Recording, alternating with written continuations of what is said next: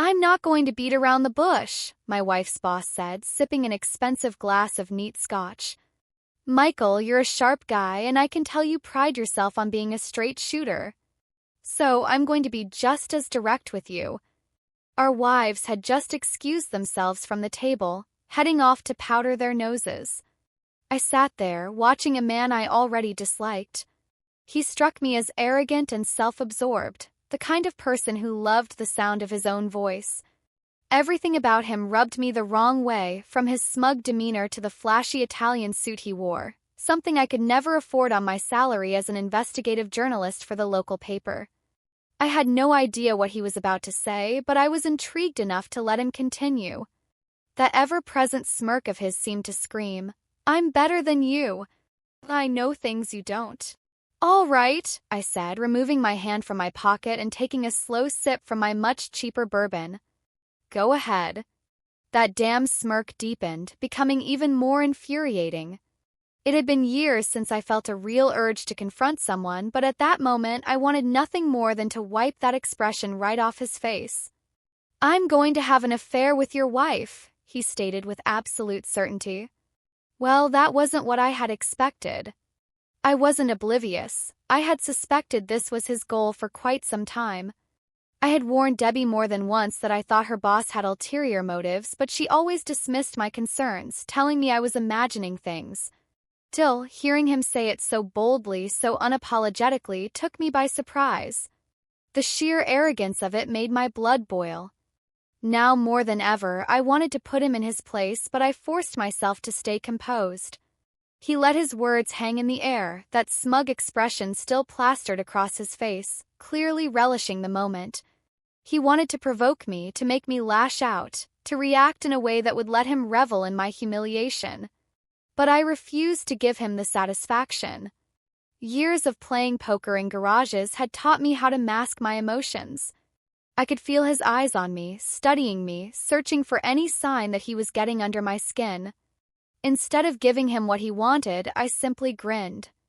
"Oh, really?" I said, tilting my head slightly. "You sound awfully confident." "I'm always confident, Michael," he replied, flashing a grin that somehow managed to be both a smirk and a sneer.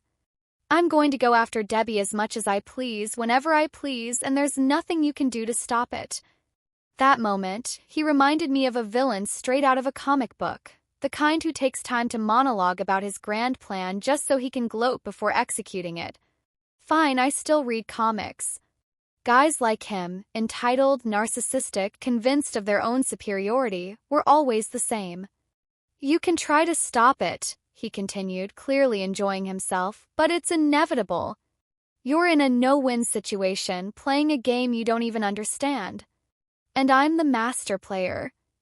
He leaned in slightly, lowering his voice as if he were letting me in on some great secret. "If you warn her, she won't believe you. The harder you push, the faster she'll slip away. The more you try to keep her from me, the stronger her resistance will be. And the sooner she'll be in my bed." My grip on my glass tightened. My anger was rising fast, but I forced myself to control my breathing to keep my face neutral. The audacity of this man was beyond anything I had ever encountered. I had spent my life despising people like him, bullies, spoiled rich kids who thought the world was theirs for the taking. Hearing him speak about Debbie as if she were some prize to be won, as if her feelings didn't even matter, made me sick to my stomach. I couldn't imagine her betraying me, not with him. But then again, stranger things had happened. Even the best poker hand didn't always win. "You're damned if you do, damned if you don't," he continued, swirling his scotch lazily in his glass. "If you sit back and do nothing, I'll pursue her until she's mine. She'll probably keep it from you at first, hide it to protect your feelings, to keep your marriage intact while she's being unfaithful behind your back. If you try to fight it, she'll turn against you. Not only will you lose her, but you'll lose her completely. And if you come after me," he leaned back, smirking once more, "I'll destroy both of your lives after I've had her anyway." Inside, I was boiling with rage. My left hand rested on the table, seemingly relaxed, but my right was clenched into a tight fist beneath the tablecloth, hidden from his view. Every muscle in my body was coiled, ready to strike. "So tell me," I said, keeping my grin firmly in place. "Did you rehearse this little speech just for me, or is this something you've delivered to a long line of unfortunate husbands before me?" For the first time, I saw a flicker of something in his expression. His left eye twitched ever so slightly. He wasn't getting the reaction he had expected, and that irked him. That was a tell. I had struck a nerve. "Your wife is drawn to me," he continued, regaining his composure. "She admires me. Hell, she might even be falling in love with me. She's practically mine already. I could have pursued her by now, but I enjoy the slow approach. I want to be certain that when I make my move, she gives herself to me without hesitation." "Why her?" I asked, masking my disgust. He let out a low chuckle. "It's certainly not because of her looks. She's not what I typically go for. Far from it, I have standards." I felt my nails dig into my palm. "I've refined her, of course," he continued smugly.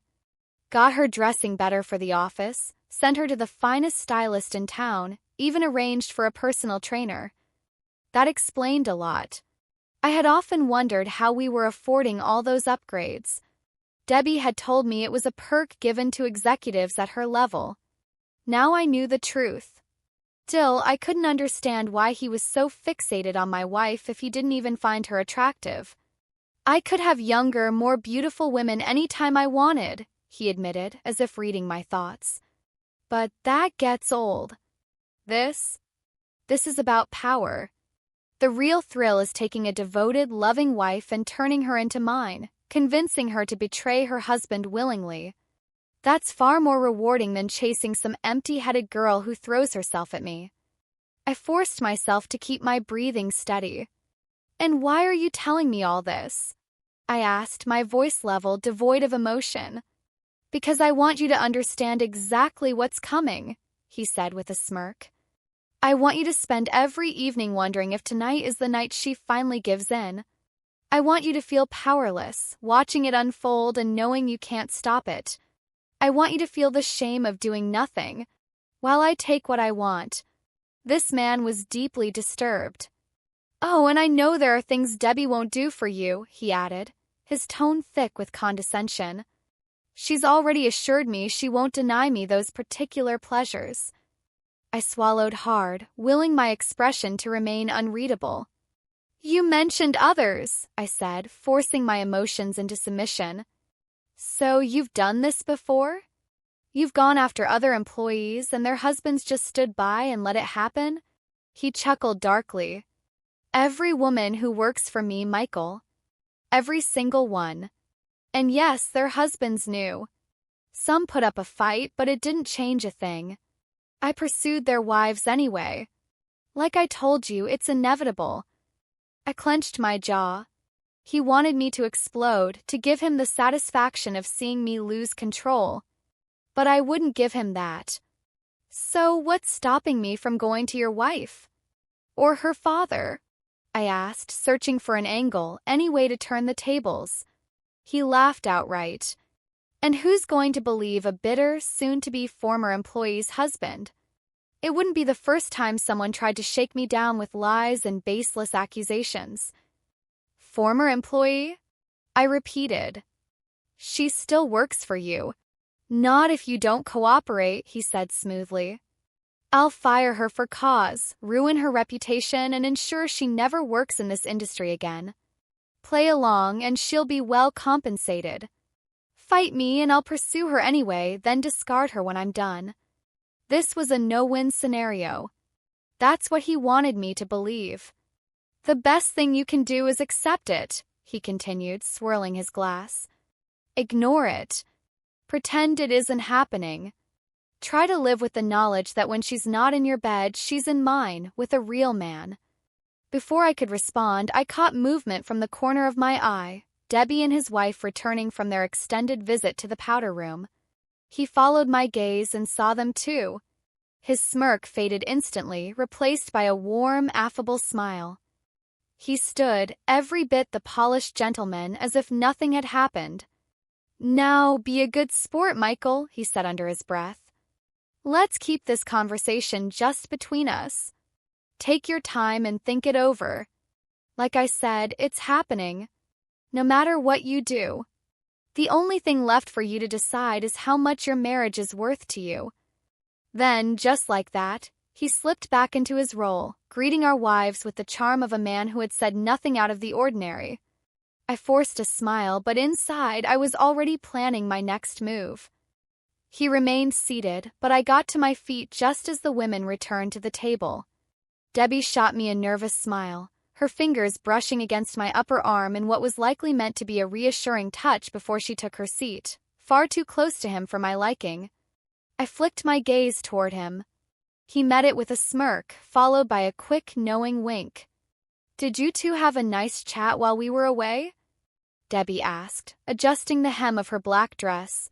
Something about her appearance struck me. It looked as though she had removed a layer of clothing while in the restroom.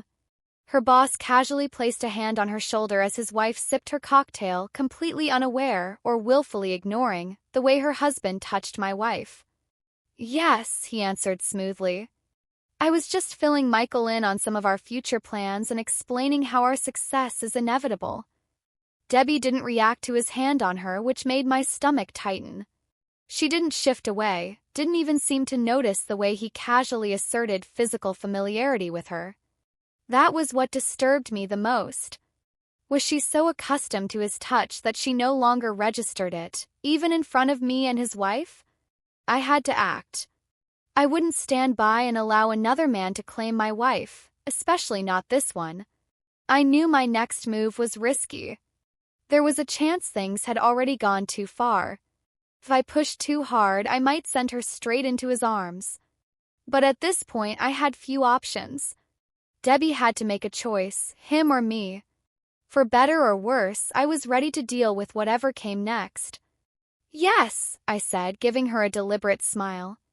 If everything plays out the way your boss described, you might be changing jobs soon. I imagine you'll be working a lot of late nights and weekends. Debbie frowned, her eyes darting between the two of us. What do you mean? I caught the brief hesitation in her boss's expression. He liked to think of himself as a straight shooter, but he had no idea how blunt I could be. Deciding not to give him a chance to recover, I drove the dagger in. Well, from what he just told me, you'll be spending a lot more time with him because once he starts pursuing you, he intends to turn you into a paid companion. Her boss nearly choked on his drink. Debbie's jaw dropped. His wife gasped audibly. What did you just say? She demanded. The man quickly withdrew his hand from Debbie's shoulder, his face contorted in a mix of fear and outrage. How dare you say something like that? He sputtered. I shrugged. I'm just repeating what you told me 5 minutes ago, I said, my voice steady. You said you're going to pursue my wife and that there's nothing I can do about it. That you've done the same with every other woman on your staff. That if I object, you'll pursue her anyway and fire her afterward. Michael! Debbie's voice was a mixture of shock and disbelief. What are you doing? Her boss shot to his feet, his face red with fury. You son of a... He cut himself off, seething. How dare you? I've been nothing but a gentleman to your wife. What kind of sick game are you playing? He turned to Debbie, feigning wounded dignity, but I could see the panic creeping into his features. Debbie looked at me like I had lost my mind. Debbie, I would never lie to you, I told her firmly. I would never hurt you. This is exactly what I warned you about. He's been grooming you and he thinks I'm weak enough to let it happen. I drew in a breath and forced myself to say the words that might change everything. You can leave with me now, or you can stay here with him. My voice was unwavering. If you stay, then he's right, you belong to him now. And if that's the case, don't bother coming home. Michael, this is insane, Debbie exclaimed. It's not like that at all. You should go, Michael, her boss said smoothly, regaining some of his arrogance. Debbie doesn't deserve to be treated like this. You're jealous of her success, and you're trying to sabotage her career. For a moment, time seemed to stand still. No one moved. No one spoke. Then I reached into my pocket and pulled out the small digital recorder I always carried with me. As a writer, I used it constantly to capture ideas, to document conversations, to record interviews. And tonight it had recorded everything. I pressed play, and his voice filled the room, crisp and undeniable. "I'll go after Debbie as much as I please, whenever I please, and there's nothing you can do to stop me." His wife turned on him in an instant, her rage spilling over like a dam bursting. "You lying, cheating man. You swore to me you wouldn't do this again." Debbie's eyes widened, shimmering with unshed tears. I advanced the recording, and his next damning words echoed through the tense silence. He spoke of destroying Debbie's career if I didn't comply, of how he would still pursue her, use her, and discard her when he was done. "You're pathetic," he shouted at me, his face red with fury. Debbie, still trembling, shook her head violently. No, that's not true." She gasped for breath, then turned toward him with newfound clarity. "Michael isn't pathetic," she said, her voice growing stronger. "He's not jealous of my success, and he's not a loser." His wife's voice cut through the air like a blade. "All the women you've gone after. All the women who work for you." He stepped back, his composure cracking. "Of course not," he stammered, his defensiveness making the truth all the more obvious. "He's twisting this. He's trying to blackmail us." His wife wasn't buying it.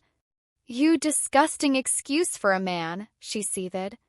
"When I tell my father about this, you're finished." Snatching her purse, she stormed out of the restaurant without looking back. Debbie turned to him, her expression dark with realization. "I actually thought you respected me for my work," she spat. "Now I see the truth. That's why you made sure we worked late, alone. That's why you insisted on mentoring me. You weren't helping me. You were setting me up." Without hesitation, she grabbed her wine glass and flung its contents into his face. The deep red liquid splattered across his expensive suit, dripping from his stunned expression. "I quit," she declared, her voice ringing through the restaurant. Then she reached for my hand, gripping it tight. "Let's go before I throw up." "Anything you want, baby," I said. Then I turned to face him one last time. He glared at me, seething. I smirked. "How's that for being a straight shooter?" And then we walked out, leaving him in the wreckage of his own downfall. 6 months later, life looked very different. Debbie had secured a position at a progressive marketing firm, one that valued her skills and upheld professional boundaries. In just half a year, she had already been promoted twice. Unlike her former boss, her new employer was a genuine leader, not a predator. As for me, I continued my work as an investigative journalist. The events of that night didn't just mark a personal victory. They sparked something much bigger. The recordings I had made became crucial evidence in a broader investigation. Turned out his behavior wasn't an isolated case. He had a long history of manipulation and harassment. Inspired by Debbie's courage, several women from his company came forward to share their own experiences. His wife followed through on her word, filing for divorce and taking a substantial portion of his wealth. Her father, a powerful businessman, was livid over the scandal that had tarnished their family's reputation. His downfall was swift. Company's board launched a full investigation, and soon enough, he wasn't just fired. He was permanently removed from the industry. Some nights, Debbie would sit beside me, shaking her head in disbelief. "I can't believe I didn't see it before," she'd say. And every time I would remind her, guys like him are experts at deception. They manipulate. They gaslight. They make you doubt yourself. Our marriage could have crumbled under the weight of this ordeal. But instead, it strengthened. We learned to communicate better, to trust each other's instincts, and to stand united against those who sought to undermine us. And me? Kept that digital recorder. Not as a weapon, but as a reminder. A reminder of the power of truth, of standing up for what's right, and of protecting the people you love. Comic book heroes I admired as a kid would have been proud. That's the end of today's story. If you enjoyed it, do me a favor, hit that like button and drop a comment below. It helps push this content further and keeps the channel growing. And if you're new here, don't forget to subscribe. Your support means everything. Thanks for watching. I'll see you in the next one.